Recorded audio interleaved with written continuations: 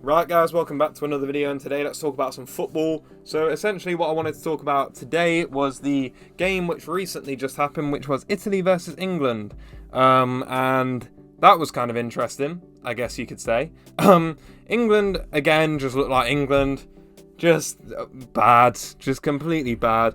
And it's just something I wanted to talk about and air my thoughts on, essentially. Because me watching England is like one of the most boring things ever. Like, I watched this game, one of the most boring things I've done in my lifetime.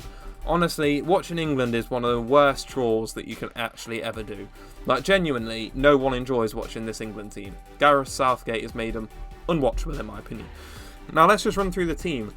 You played a goalkeeper who I really do respect and I think should be in goal personally. There's a lot of debate around three goalkeepers mainly, and that is Pickford, Pope and Ramsdale, rightly so. Henderson's in there as well, but I just don't think he'll get there. Pope, in my opinion, should be the England number one. Just the way he can save everything, because he's like 6'7". He's like an NBA basketball player. So in my opinion, his shot stopping ability, no matter how poor people suggest that his ability to pass out from the back is, which isn't fully necessary in an England team anyway, doesn't really have an effect on it for me. I just think he's the best shot stopper and the best goalkeeper in that sense. Yeah, his distribution isn't as good as someone like, I don't know, Ramsdale or Pickford, but it's not the worst thing ever, and for how good of a shot stopper he is, I think he should be in goal. Next, let's talk about the defence. Harry Maguire should be nowhere near the starting lineup. He can't get a game at Manchester United, arguably third or fourth choice centre-back at Manchester United, and he is starting for an England team with some of the best young talent in the whole world. Tomori is not getting a look in. Ben White didn't even get selected for the squad. Mark Guéhi did not get chosen to play in this game. What is going on with this team? Genuinely, what is going on? How can you say Harry Maguire is having a better season than Tomori? Even than Connor Cody. Connor Cody is having a better season than Harry Maguire. I'm not being funny, he is. It's outrageous, honestly. Eric Dyer, I can see, because he's been good this season and he plays in a back three, that he is worth it, and he has played especially well and earned his place to be there. And if he continues to play the way he is, he could be that starting middle centre-back, which I do quite like in many ways. Kyle Walker playing at centre-back, well, right centre-back on a 3. I'm not totally keen on, but at the end of the day, there's worse things that could happen. Let me just be honest there.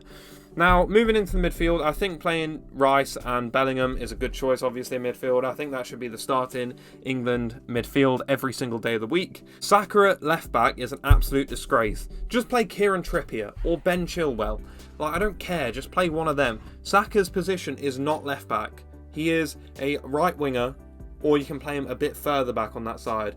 I don't know if he's ever really played left-back. Let me know if I'm wrong, but I don't think he has. But I just didn't think he was very good there. Reece James, solid there. I think he'll be fine there. He's the right wing back I would use there personally. Phil Foden, I don't have a problem with it. Sterling and Kane, I don't have a problem with it. The problem I would have is you left Tony out of the squad when it's his first England call-up. If you wanted him to be in and around the squad, why would you leave him out of the whole squad and say he's got to sit in the stands? Seems a bit redundant to me, but there you go. Now, I'm just going to talk about how poor England were, because obviously they lost this game 1-0 to an Italian team that wasn't the best Italian team in the world. This Italian team did not even get into the World Cup.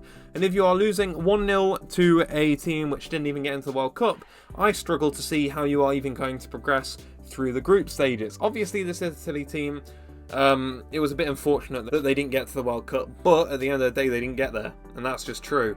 I just think that England are so boring, and the way he sets up England is just so depressing against an Italy team which could easily be beaten. Let's just be honest there, they could easily be beaten. It's a shame. It is a shame. And if you are an England fan, me personally, I don't really care about international football whatsoever. I'll talk about it when the Euros happen, when the World Cup happens. Not really bothered about the Nations League. I'm not that bothered on international friendlies, essentially. The way England play football is just boring.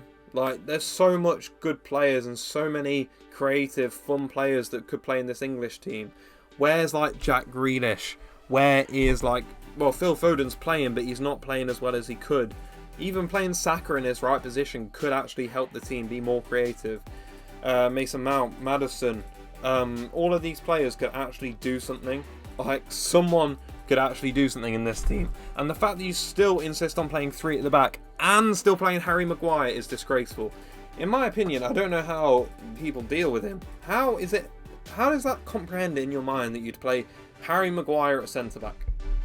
You know, how does that comprehend that would be a good idea to do? Now, they're playing a German team, which obviously I don't know if Germany are going to play their full team. If they do, it could be good practice for the World Cup, obviously.